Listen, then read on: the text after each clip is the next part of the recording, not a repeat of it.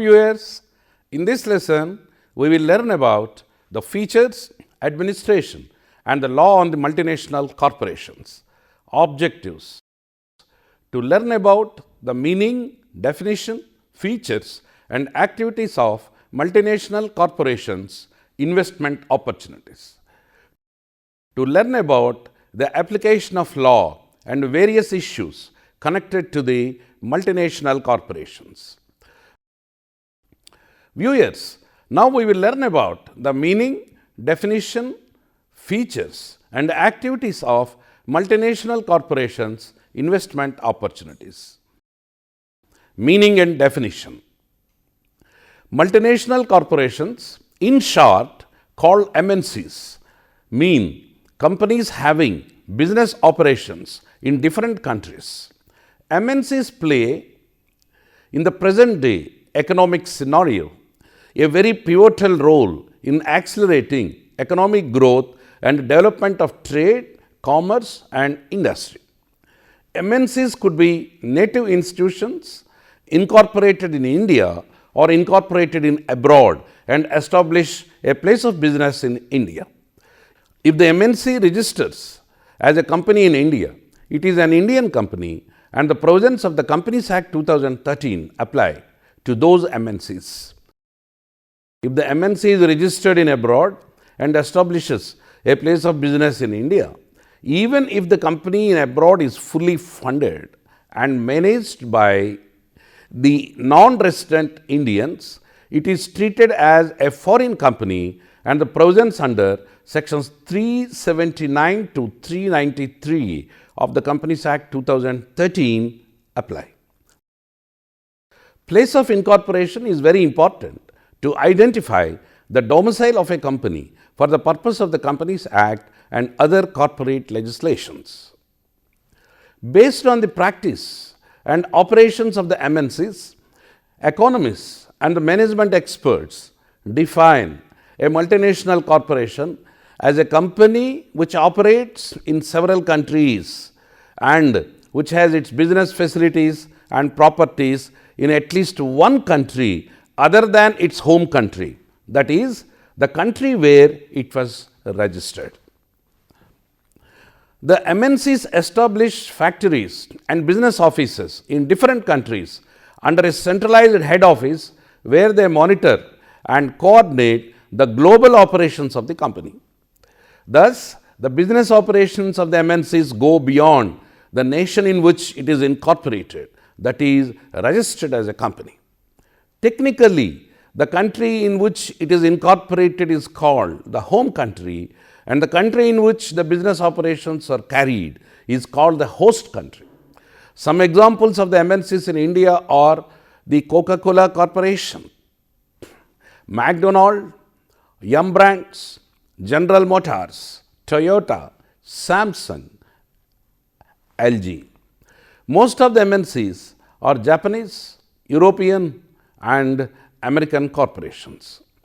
The United Nations Commission on Transnational Corporations term the MNCs as transnational corporations by defining them as corporations which operate in addition to the country in which they are incorporated in one or more countries. The MNCs also can be termed as global corporations.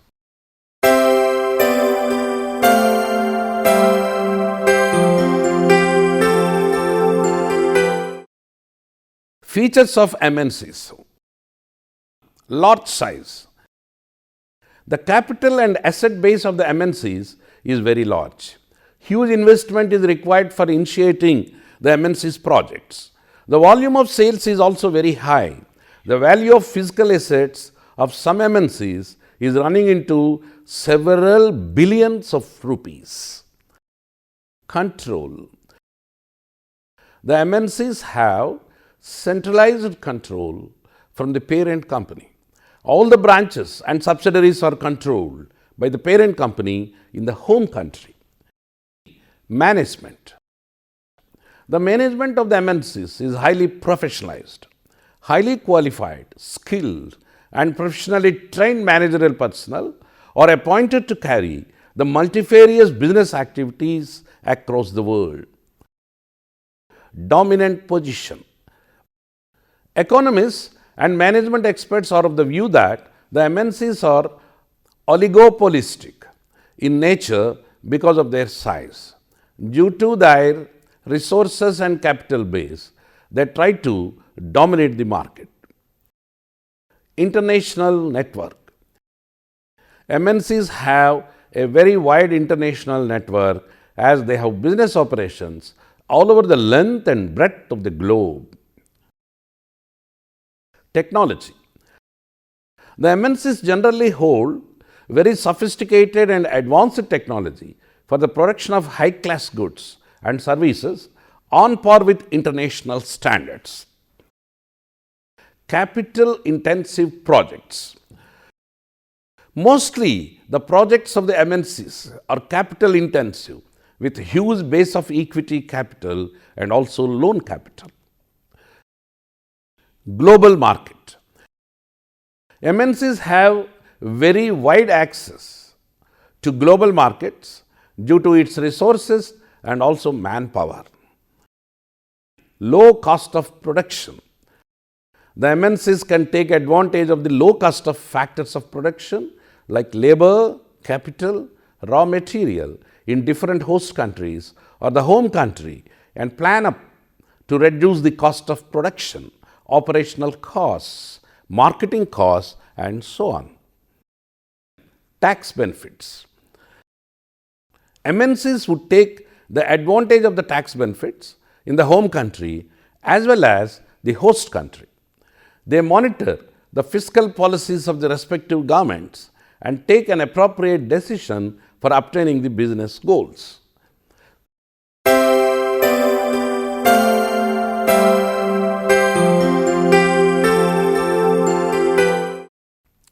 Legal structure of MNCs and investment opportunities. The MNCs can be structured organizationally in different ways.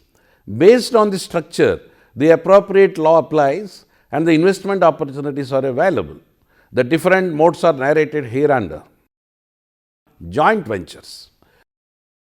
In this type, the MNC incorporates a company in partnership with the local concern in the host country. Both the MNC and the local firm share the ownership, control, and profits and losses.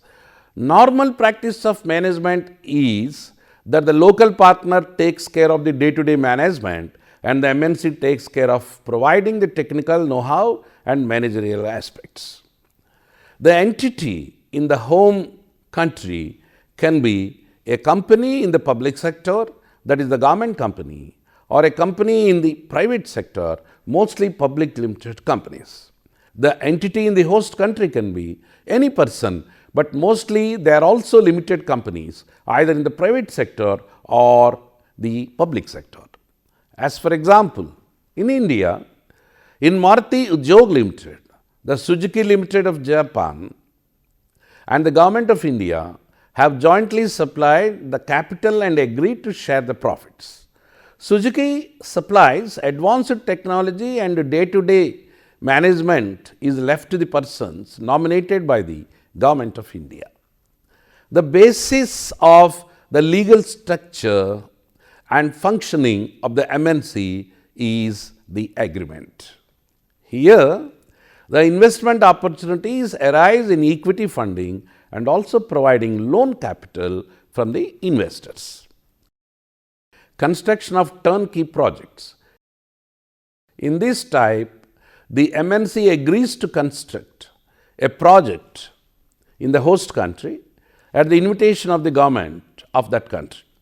It is the total responsibility of the MNC to construct and operate the project from the beginning to the end, which is called as turnkey project. The local partner does not participate actively, even there is a partnership agreement. Sometimes there may not be any partnership and the MNC organizes everything on its own, from its own resources.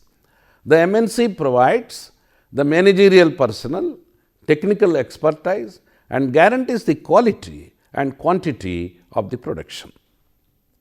After completion of the project, the MNC hands it over to the host country. Mostly, the developing countries use this method for faster growth of the economy.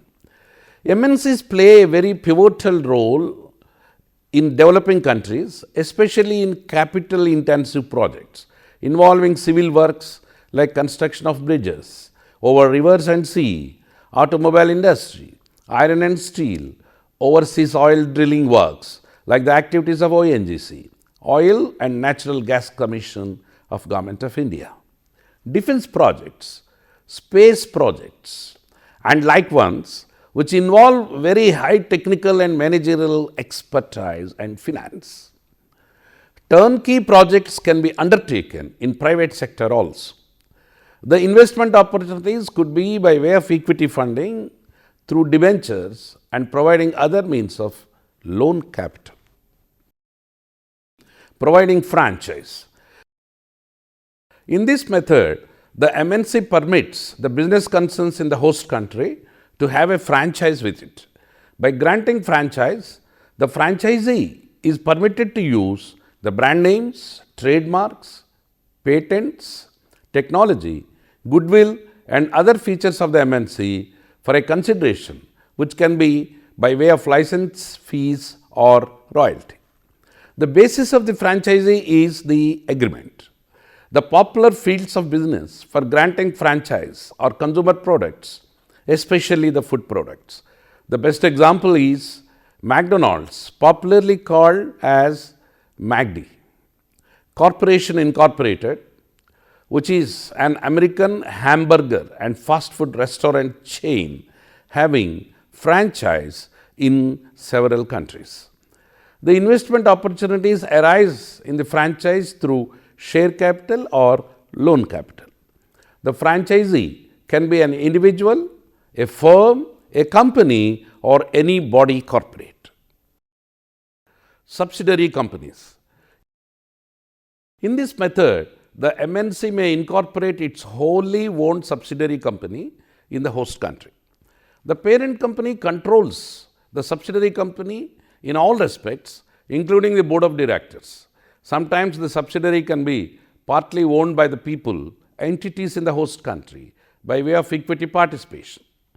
Subsidiaries are found to be more advantageous to expand the business of the MNC globally.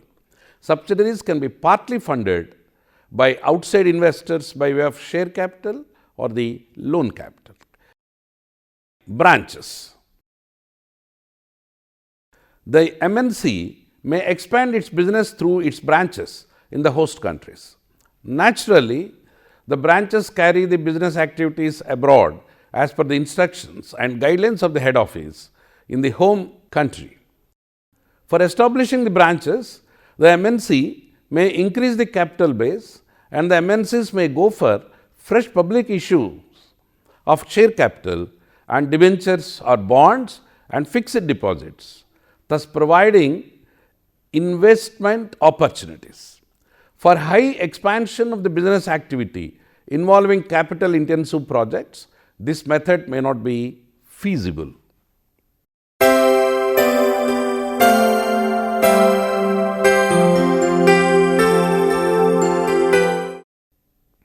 Viewers, now we will learn about the application of law and various issues connected to the multinational corporations.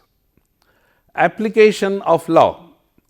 The law applicable to the MNCs. Basically, the MNCs are governed by the Indian Contract Act 1872 and other legislations like the Companies Act 2013 in India, apart from the application of the relevant laws of the host country. Issuing of securities by the MNC in India are governed by the Securities Contracts Regulation Act 1956, the Securities and Exchange Board of India Act 1992, the Depositories Act 1996, the Competition Act 2002, the Prevention of Money Laundering Act 2002, the Foreign Trade, Development and Regulation Act 1992, the Foreign Exchange Management Act 1999, and also other related corporate laws, and the various guidelines, orders, circulars framed by the Securities and Exchange Board of India, the Reserve Bank of India, and the Ministry of Corporate Affairs. Basically, the relationship between the persons involved in the joint ventures of the MNCs is contractual. Legally, the joint ventures are created by express contracts in written form by the partners of the joint ventures.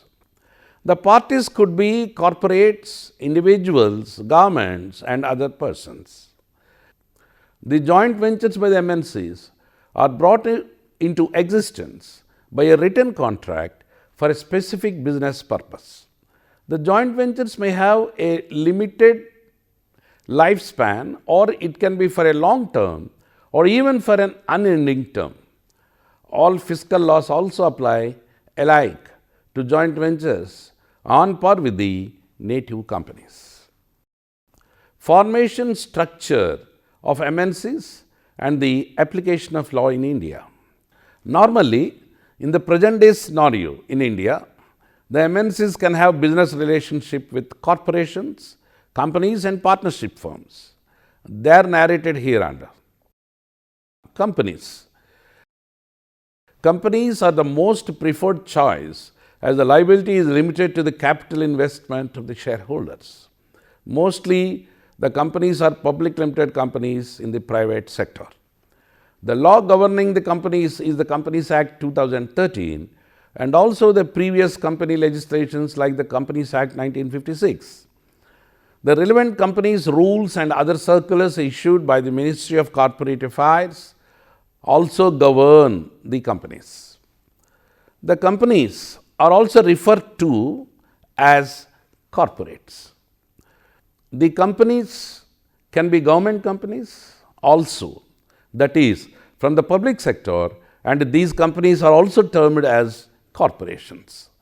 The Ministry of Corporate Affairs may stipulate the amount of share capital required to term a company as a corporation in the private sector. General partnerships. The MNCs can enter into joint ventures with various persons and the partnership firms in India. These firms are termed as general partnerships and they are governed by the Indian Partnership Act 1932 in India. In case of partnership, all the partners are jointly and severally liable for the debts of the firm.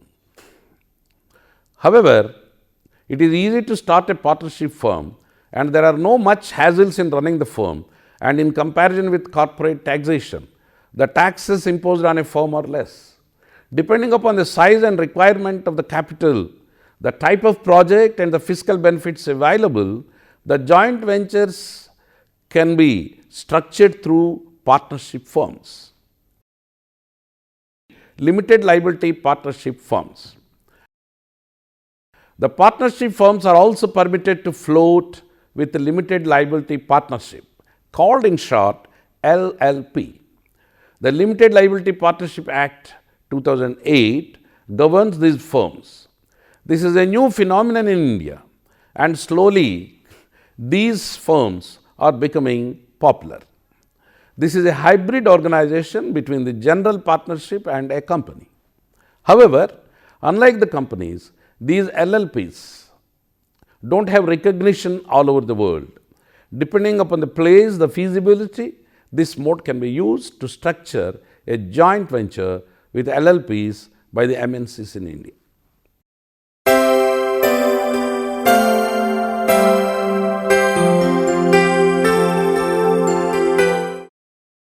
Various issues connected to the MNCs.